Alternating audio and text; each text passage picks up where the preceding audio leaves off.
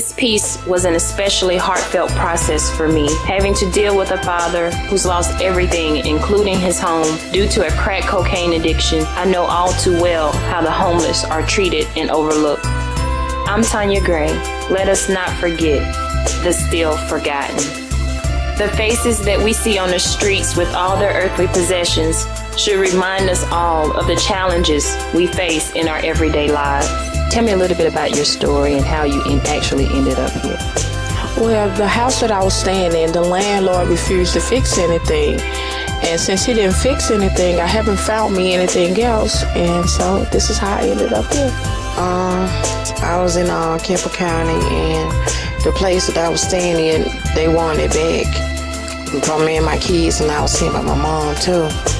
And I didn't have nowhere to go.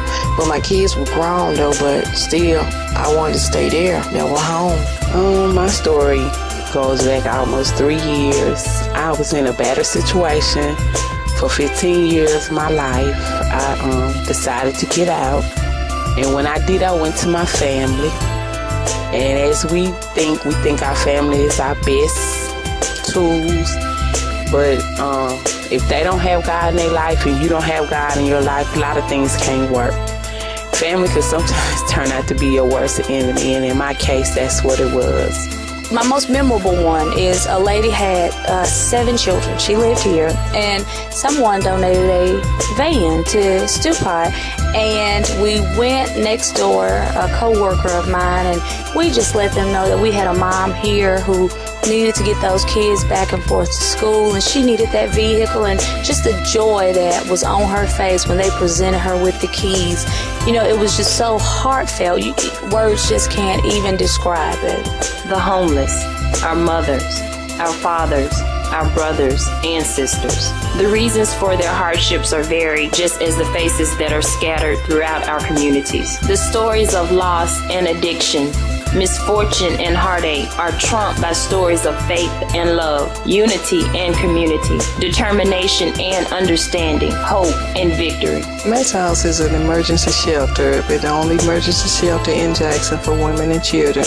We take women with children, and we can't take a male over 13, but we take women and children, single women.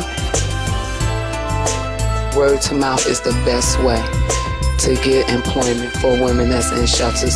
Sometimes you go on an interview and they ask you your address, and then you tell them it's Matt's House. It's a transitional shelter for women and children. Some employers give you a look like they don't want to hire you because you say you live in a transitional shelter. Everyone that's here is not here for drugs or alcohol. It's kind of like they forget that you're a human being. They forget that you're not in control of a lot of things, no matter if you have been to school, if you have a degree, if you used to live in a mansion, if you used to have a nice car. They think once you have those things, you're supposed to always have those things. And in the event you lose it, it's your fault. And you should be where you are because it's your fault. You got you here. So a lot of people have a tendency to be, judgmental without trying to be empathetic or understanding to how you even got here. Did you choose Matt's Place to do your intern? No, our professors, they choose our site for us. But I'm glad that I am here because it has actually opened my eyes and broadened my view about things that goes on in everyday life situations, because I know one day you can be up and the next day you can be down. You just don't know what's in store for you in so many words. So therefore, I am glad, I am happy that I am here. How do you keep the morale of the ladies' spirit up? What is it that you discuss with them in terms of encouraging them and keeping their morale up? Well, I try to deal with self-esteem issues, issues of domestic violence, issues of depression.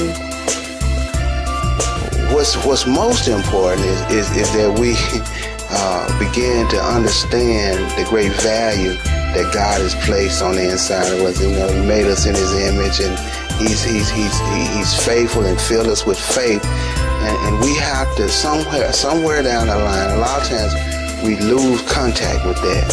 And so this is a community organization. Stew Pot is the parent, and we are part of Stew Pot, and it's a community building, a community restoring organization. And in that, what we are attempting to do is to restore the value, the human capital.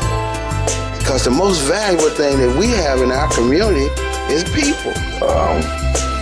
Well, there's a definite need for those people that come into the program, because I notice that they're carrying most of everything they own on their backs or in their carrying bags. And when they leave, they pretty much leave the same way. Homelessness is a chronic problem. It's not a temporary problem, it's a chronic problem. I would like to say that if we continue to work together, we can do something about the homeless. Not only the homeless, but the very low-income families that's living in poverty. We are a community, and I think Martin Luther King said it best when he said, our lives are intertwined, that all of our lives affect one another indirectly, and that I can never be all that I can be unless you are all that you can be. I just want to challenge Jackson to come out here and see what we're about and come help out and realize that there are good things going on, and if you need help, this is the place to get it, and if you want to give help, this is the way to get it.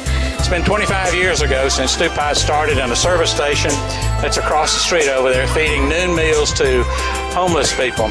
And now we are 17 ministry